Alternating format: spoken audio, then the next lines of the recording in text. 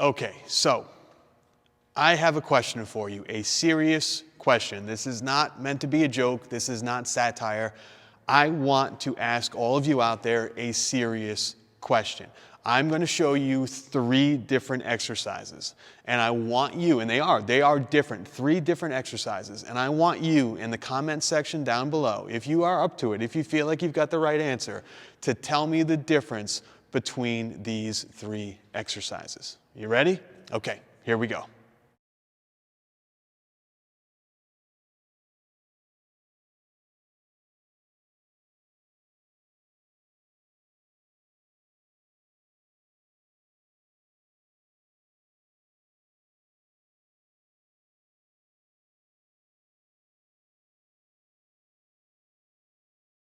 So hopefully you've had a chance at this point to take a look at those 3 jumps and think it over in your head and say, well, what is the difference? Well, they have 3 different names. And yes, each exercise is a little different. One exercise you were reaching between your legs and touching the ground. The other exercise, your arms were on the side of your body as you jumped in the air. And in the third exercise, you were sitting down to a box before you jumped up in the air.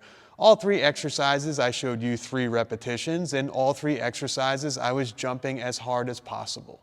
So what's the answer? What is the big difference between those 3 exercises? Well, the answer is, as you can probably already guess by the title of this video, there is no real difference. Now, there are going to be the coaches who love to major in the minors, and you're going to have the biomechanics specialist, the guy that spent 30 years with his nose in a textbook, that's going to tell you, well, when you sat down on the box, you deactivated your glute medius, and the glute med is what controls the blah, blah, blah, blah, blah, blah, blah. That's not what we're talking about here, okay? In the grand scheme of things, what's the difference between those 3 exercises? The answer is absolutely nothing. There is no difference whatsoever. It is not going to make a lick of difference in the development of your athlete, whether they do a frog jump, a repeat jumping squat, or a seated box jump. There is no difference in what they do, because in reality, what you are doing, if you are taking the time to break down and say, whoa, the internal and external rotators of the hip, that when you sit down on the box, there's valgus. And if you're that type of person, you are majoring in the minors. And that's what today's video is all about. We are shooting some shots. Some shots are being fired at those coaches who major in the minors. Because quite frankly, I don't like you when you don't really make a difference. Okay, so let's talk about something that I just made up 5 minutes ago, and it's called the spectrum of specificity. Try to say that 5 times really fast. Spectrum of specificity. What is the spectrum of specificity? Well, it's something that I just thought up that essentially took longer to take out. Yeah, actually, you're going to ask, yes, I did actually use a level to create this little triangle, but it's something here that I created to show everyone out there that there is a spectrum of specificity when you are coaching your athletes and when you are creating a training plan for your season-long approach to coaching your athletes. When you look at something, let's take, for example, glide shot put. When you look at glide shot put, the most specific thing that you can do to get your athletes ready to compete with a glide shot put technique is to have them take competition throws at 100% of their effort, because that's what they're going to be doing in a competition. That is the most specific thing that you can do to get your athletes ready to compete, is to have them compete. That is across the board, every sport. As you move to the more general, things are going to get more general. Now, these are just, 1, 2, 3, 4, 8 things that I thought up off the top of my head. I'm sure there is a lot more in there. I'm sure there are little cracks and subdivisions. And again, everyone who majors in the minors is going to go through and say, well, there's another type of between the plyometrics and the sprints and circuits. We've got to talk about, and this has to be, I get it, okay? 5 minutes to draw this. Give me a break. So we go from the competition throws to more general stuff. So let's talk about, for example, overweight and underweight shot puts. Okay? You can still do a competition style technique. You can do a full glide and put 100% effort into overweight and underweight training. So it's a little bit more general. Same thing with the hammer throwers out there that use longer and shorter wires along with heavier and lighter hammers. Underweight and overweight discuses, javelin training things like a turbo jav or the long tom turbo jav or some of the other javelin specific training implements out there that you can actually throw. That's getting a little bit more general. Let's talk about specific drills that you can do in the throwing circle. So these are actual drills that you can do that mimic the full competition technique. So one of my favorites is a stop glide. It's the exact same thing as a glide, but you stop in the middle to check your position. That is very specific to the glide shot. Then there are non-specific drills. Now these are drills that you do outside the circle that don't necessarily correspond to a competition throw. One of my favorites here is something I do at all of my camps, which is a repeat glide, where you glide and land in a power position. Then you turn your foot back to the start, and then you glide again, and you glide again, and you basically go for 50, 60 yards of just repeat glides. Now, you're not going to do that in a competition. The circle's only 7 feet long. It's not 50 feet long, so you're not going to be able to do this, but it's a drill that is a little bit more general that is going to help to teach that specific. And then we get into the med ball stuff. So you can do med ball throws like you're throwing a shot put. Different types of twisting med ball stuff to mimic what you do in the throwing circle, but it's way more general. And then we go even more general than that, and we're looking at sprints and circuits and just general athleticism type stuff that athletes do. Just the general stuff.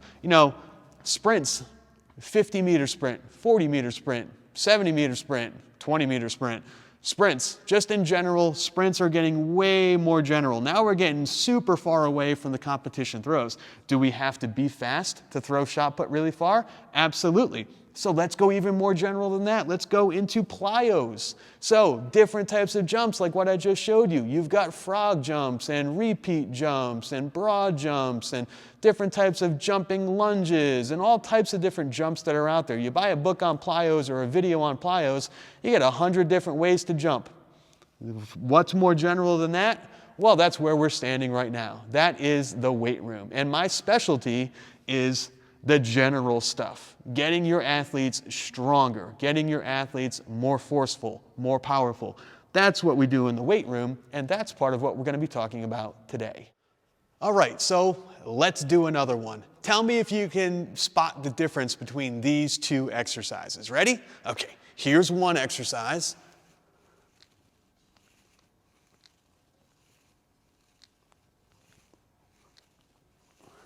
Okay, and here's the other exercise.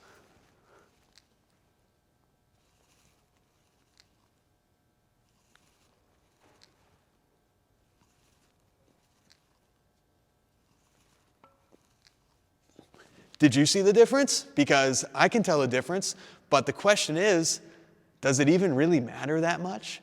So one of those was a regular old dumbbell incline press.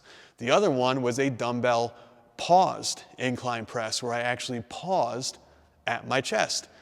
Big difference? Yeah, kind of feels a little different. In the grand scheme of things, when this is just a small portion of the most general part of that spectrum, does it really matter that much? No, not at all. You know what? Let me show you another one. Okay, how do you think you guys are doing out there? Are you 2 for 2? Did you figure out what the differences were before I told you?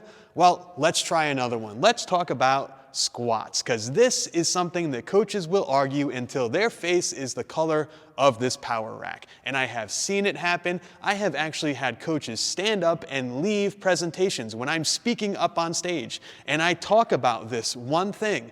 Coaches will literally get up, huffing and puffing, and leave the room. And I am 100% honest in telling you that. So let's talk about squats. Now I'll tell you, I'll give you some hints. This squat is a barbell squat. And this squat, you put the bar on your back. So let me show you variation number 1. Tell me if you can see the difference between these two. Here's variation number 1. Ready? Take the bar out. We're going to step back. My feet are going to be the same exact distance apart in both squats. So it's not one is wide and one is narrow. I'd actually show you my feet. I wouldn't cheat like that. But let's see. Here's 3 reps with squat number 1. Ready? Let's do it. So squat, stand up, squat, stand up, squat, stand up. Okay. That is squat number 1. Now, let's do squat number 2. Ready?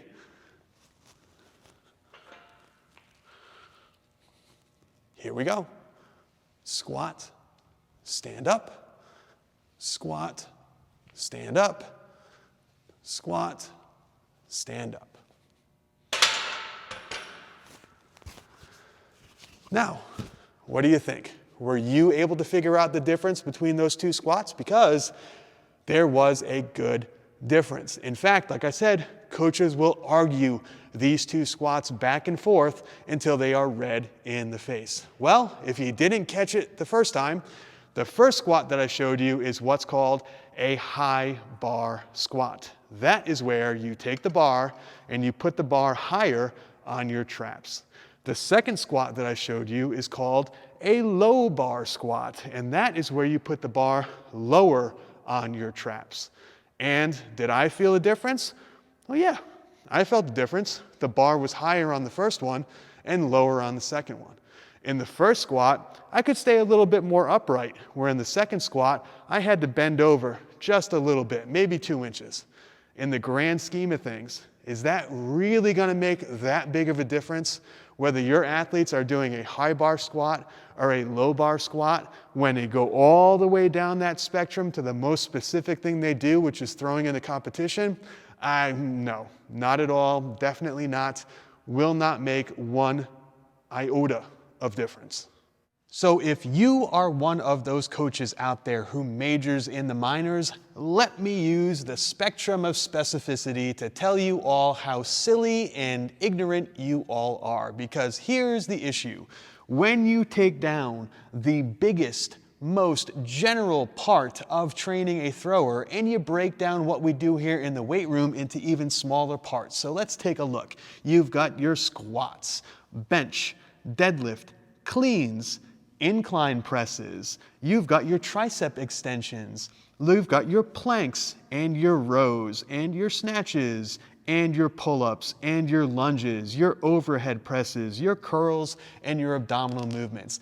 Do you know what you're actually arguing when you argue the difference in squats? See that little teeny tiny dot of orange I just made? That is the point that you are arguing. Do you think this little orange dot, the difference between a high bar squat and a low bar squat, or a low bar squat and a front squat, or a goblet squat with a kettlebell versus a goblet squat with a dumbbell, when you waste all of your time arguing with each other if one of those are better than the other, do you think that little point of orange, that little dot of orange, do you think that in any way has any effect to the point down there, to the most specific thing that you can do? Absolutely not. Hey, how about cleans? That's one everyone loves to argue. Well, I like hang cleans above the knee. Oh, I like hang cleans below the knee. Well, that's your little dot right there. That's what you're arguing is, I think one variation of something that's very general, that's a small part of something that's even more general, that somehow is going to affect what happens to us at the state championship meet.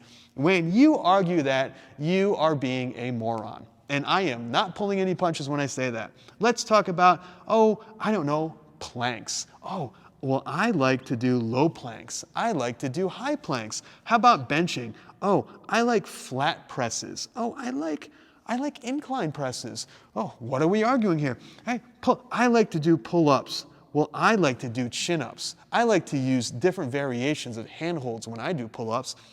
What are we arguing here, people?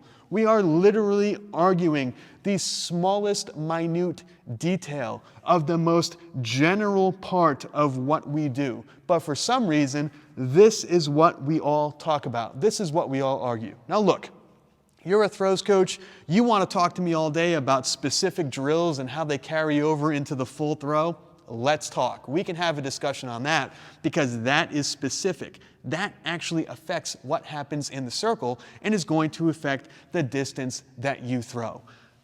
High bar squat versus low bar squat has no difference whatsoever on what your athlete does. Or, oh, you know my other favorite one? Deadlift. Straight bar deadlift versus a hex bar deadlift. Which one's better for a shot putter? Which one's gonna affect what happens at the state championship? None of them. If your athlete is showing improvement, if they're getting stronger, if they're using more weight, if they're getting more efficient with the same weight, or if they're getting faster with lighter weight, guess what? They are improving. They're improving the biggest, most general part of their training that in the grand scheme of things does not really make too big of a difference when we get down to the specific big championship meets at the end of the season. So that's why I am firing the shot, and shots are being fired at all of those coaches out there that major in the minors. You guys need to rethink the way that you program, and you need to rethink what is actually most important for your throwers. Because guess what? The type of clean that you do, the type of bar that you use for deadlifts, the type of squat that you do, the type of overhead pressing that you do, the type of snatches that you do, or the types of rows that you do make little difference. What's most important here is the amount of sets that you do, the amount of reps that you do, the amount of weight that you use. All of those things that go into the exercises and the programming, the amount of rest that you take, all of that stuff, that is way more important than the exercise that you choose. The exercise that you choose is literally arguing the most general, minute, smallest detail, and this is why we are throwing some shade and firing some shots at you coaches. If you are this way, if this is your way of thinking, if you're wasting the majority of your coaching time trying to figure out if a clean from above the knee is better than a clean from below the knee, you need to rethink the way you do things. And if you are that way, you need to knock it off. So, shots are being fired. Leave your comments down below. Let me know what you think. Am I right in saying this, or am I totally way off base? Because I know in my career as a coach, the 18 or so years that I've been doing this, this is really what makes sense. This is what has produced the most amount of state championships. It's the fact that kids are getting in and doing the work, not the fact that they're doing a high bar squat versus a low bar squat.